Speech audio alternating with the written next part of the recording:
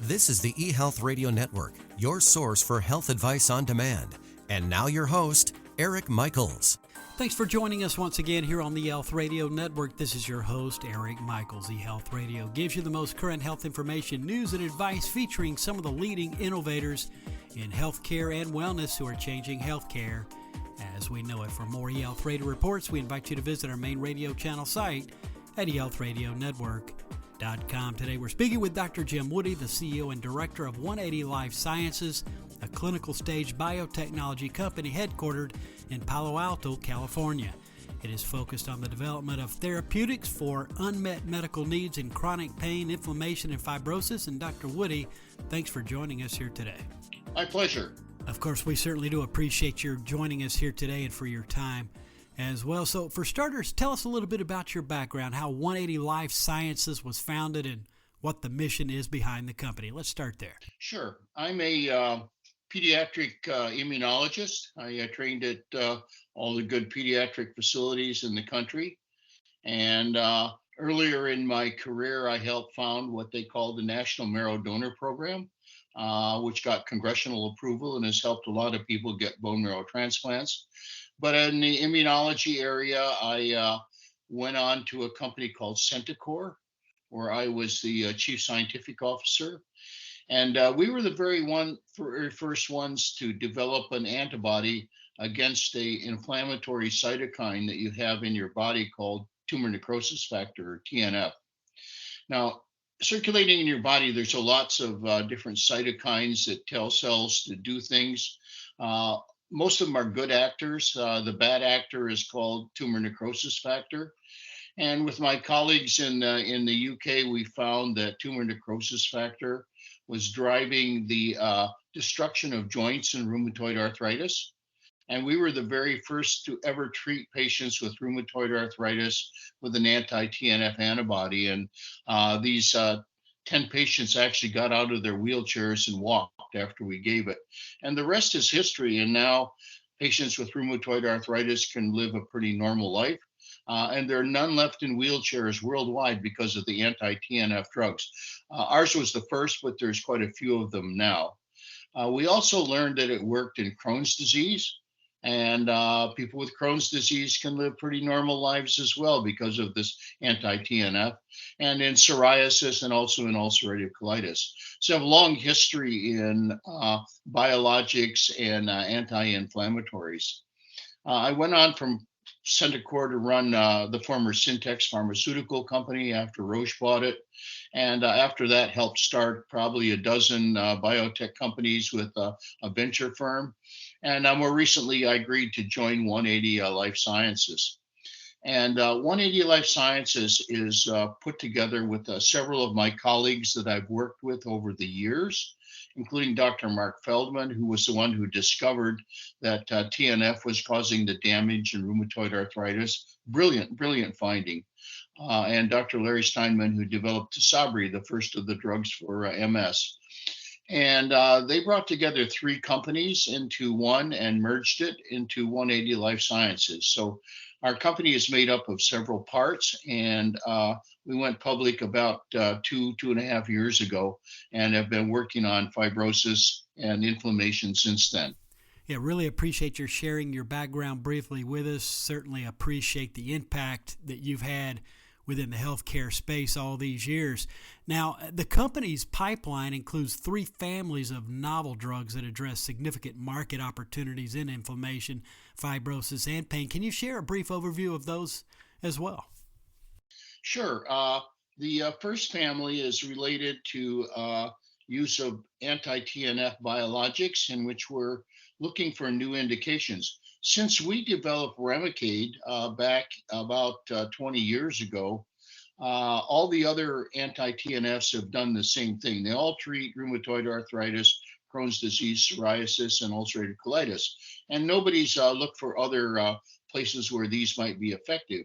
So one of the programs we have is in an area of fibrosis called Dupuytren's contracture. And Dupuytren's starts out as a small nodule in the palm of your hand. And this nodule drives the palm of your hand to form fibrous cords that pull your fingers together.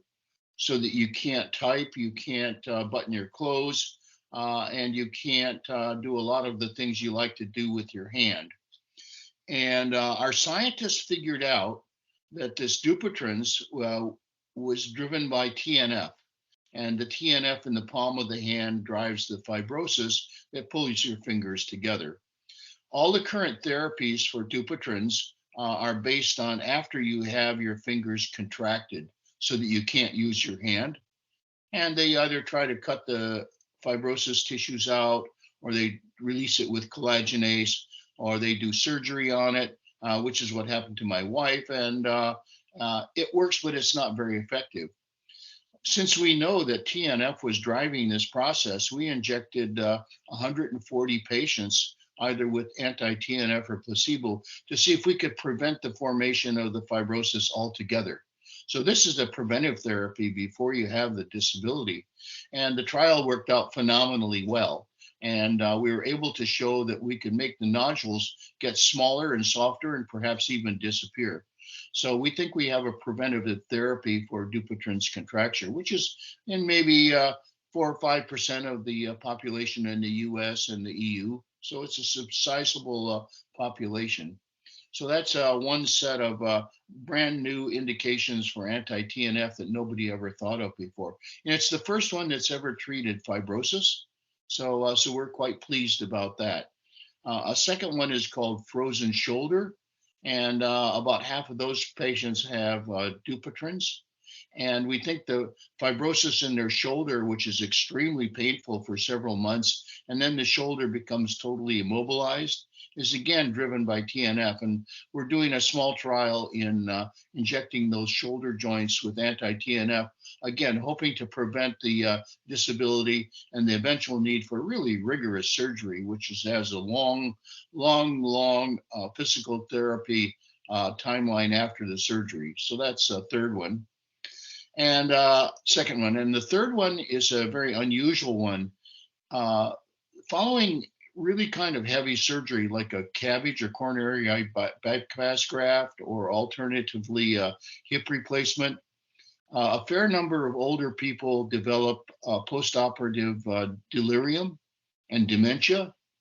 And up until now, people have thought it's because of the anesthesia, but we've been able to show it's actually TNF released from tissue damage, and the TNF causes inflammatory cells to go into the cognitive areas of the brain.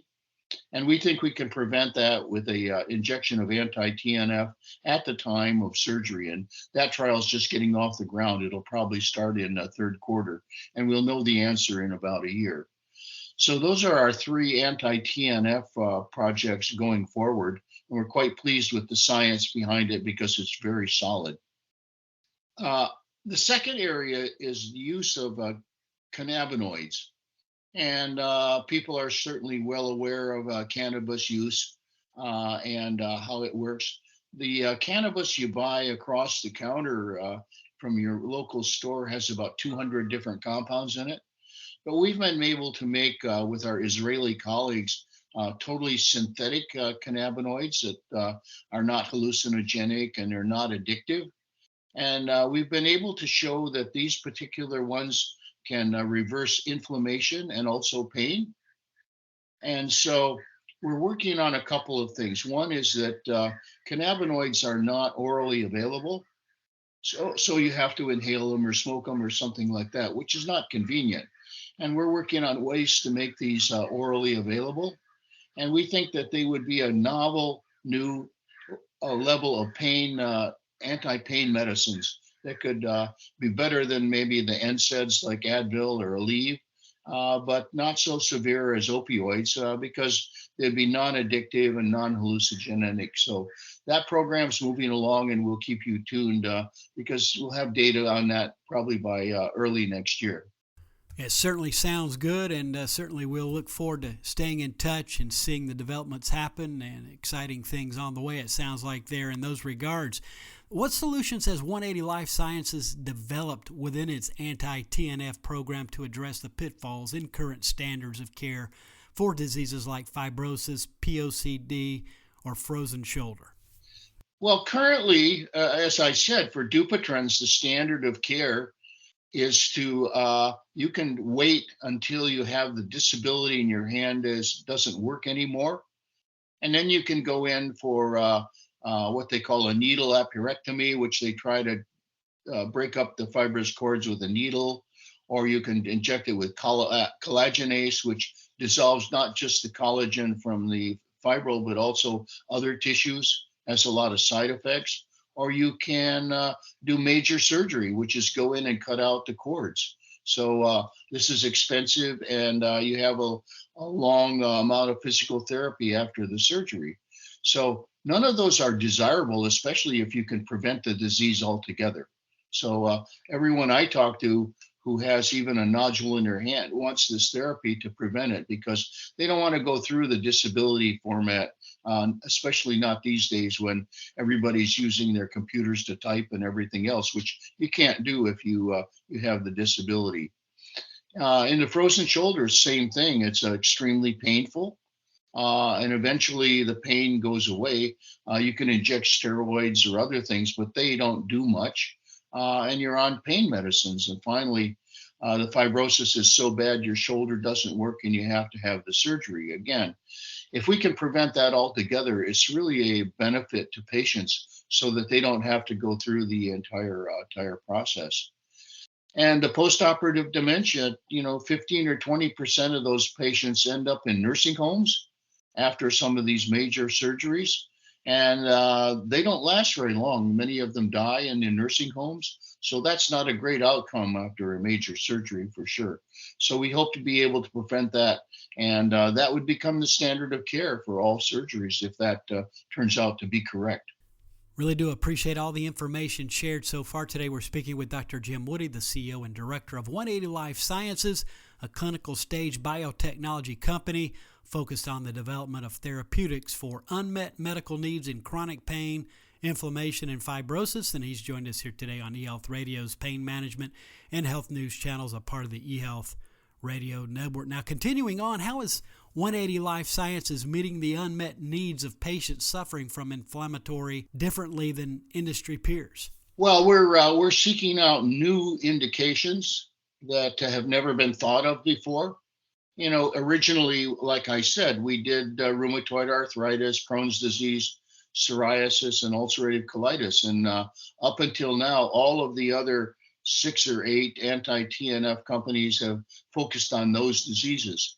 But there's many other causes of inflammation out there that we would like to try to address.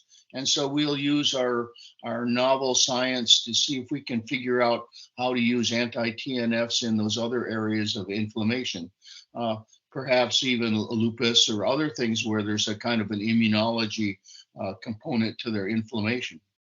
Also, what can you share about the company's vision for safer pain management and the SCAs program? Get into that a little bit.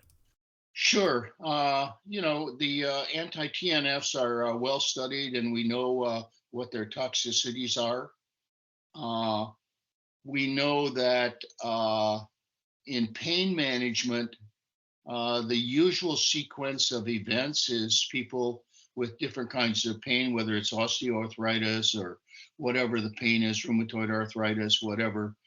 They start out taking Advil or Aleve or any of those, they call them NSAIDs, non-steroidal anti-inflammatories. And while these are useful drugs, they do damage your kidneys. And some of them, especially if they're overused, can cause considerable damage and kidney failure. So they're not optimal, but they're there and they're widely used and they're relatively cheap. After the NSAIDs no longer work for pain, you slip onto opioids. And we're all aware of the addiction problems with opioids going forward and all the parameters that go along with that. So one would like to have a compound between the NSAIDs and opioids that was useful for pain, was non-addictive, and non-hallucinogenic. And that's where we're trying to focus our cannabinoids are by making synthetic compounds that we think would do that. And we know they're anti-inflammatory and analgesic in various pain models in animals. So we're pretty confident that we can position this so it would be a nice step, and it probably wouldn't cause the kind of damage of kidneys and et cetera that you see with the NSAIDs. So we see a nice position for that would be helpful to a lot of patients for sure. And that sounds good as well, and really appreciate your visit and sharing this fine report with us. A lot of positive things in the works and a lot of impact already being made, so we certainly appreciate your joining us here today and sharing this report. As we conclude and looking ahead, what exciting advances do you think are on the horizon for 180 Life Sciences? Well, with the anti-TNFs, which are widely used, it's the largest selling biologic series in the world. It's $40 billion a year. They have some complication and side effects. And one is they make you more susceptible to infections. So one has to be very cautious when you're on these biologic drugs. And there's even a black box warning on each of the anti-TNFs to indicate that. It turns out that there's two anti-TNF receptors. There's a 1 and a 2. When TNF binds to receptor 1, it causes the inflammation that we're trying to prevent. But if TNF binds to receptor 2, it's anti-inflammatory. And so I can see the future for our company being the next generation of anti-TNF inhibitors by blocking these specific receptors, maybe blocking 1 and stimulating 2 to be anti-inflammatory. Maybe we can avoid some of the complications of the current anti-TNFs in terms of infectious disease morbidity. So in the future, I can see how this next generation might be much more helpful, and that's our scientists know about this, and we're working towards that direction. But that's several years off for sure. But the idea that we can make even better medicines that provide inflammatory relief without the side effects, I think would be very desirable for all patients. Again, Dr. Woody, we appreciate everything and those concluding remarks as well. If you would, share your website address where folks can get further details and stay in touch with any breaking news or updates along the way. Well, we have a website, 180lifesciences.com, which is where we keep most of the information and updates for people. That's probably the best source of information. And for those investors, we certainly file all of our usual documents for the SEC. So those are available on our website as well if one wants to read through these very lengthy and detailed reports about where the company is. Again, listeners, it is 180lifesciences.com. Dr. Woody, really appreciate your time and joining us here today on eHealth Radio, and hopefully we can get you back on in the future for an update down the road. It's my pleasure, Eric. Thanks for the interview. And certainly was my pleasure. Again, we've been speaking with Dr. Jim Woody, the CEO and director of 180 Life Sciences, a clinical stage biotechnology company focused on the development of therapeutics for unmet medical needs in chronic pain, inflammation, and fibrosis. And again, for all the details, visit 180lifesciences.com. And again, this has been your host, Eric Michaels, and we do thank you for your continued support of the eHealth Radio Network. Join us again soon for another episode that will help further expand your knowledge on those things that are important to your health and wellness. For more eHealth Radio reports, we invite you to visit our main radio channel site at eHealthRadioNetwork.com. And as always, we do thank you for tuning in.